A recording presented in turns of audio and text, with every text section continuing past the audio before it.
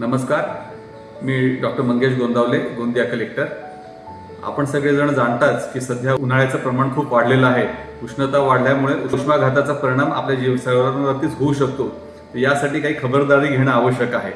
तर त्यासाठी दुपारी उन्हाच्या वेळेत म्हणजे 12 ते 3 या वेळेत सहसा घराबाहेर न पडणे, या काळात शारीरिक कष्टाची कामे न करणे किंवा आपण बाहेर जर पडत असाल तर बाहेर पडताना डोक्यावर टोपी घालणे, एखादी पाण्याची बाटली बरोबर ठेवणे, यासारख्या गोष्टी आपण करणं गरजेचं आहे.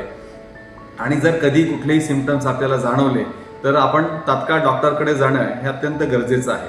उष्माघाताचा दुष्परिणाम खूप वाईट होऊ शकतो, तर त्याच्यापासून प्रिकॉशन बाळगणे आणि त्याची काळजी घेणे हे अत्यंत गरजेचं आहे. जसं माणसांना पाण्याची गरज आहे तसं पशुपक्ष्यांना देखील पाण्याची गरज आहे. तर त्यांच्यासाठीही जिथे जिथे शक्य असेल तिथे पाण्याची वाटी किंवा ग्लास असं काहीतरी ठेवणं गरजेचं आहे.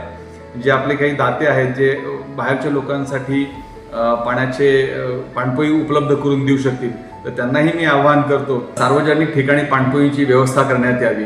तसेच काही डोंट किंवा ज्या न करण्यासारख्या गोष्टी आहेत म्हणजे प्रोटीनयुक्त आहाराचा जास्त समावेश करणे किंवा चहा कॉफीसारखं पदार्थाचं किंवा कोल्ड्रिंकचं सेवन करणं, यासारख्या गोष्टी आपण टाळल्या पाहिजेत, जेणेकरून आपण उष्माघातापासून सेफ राहू शकू.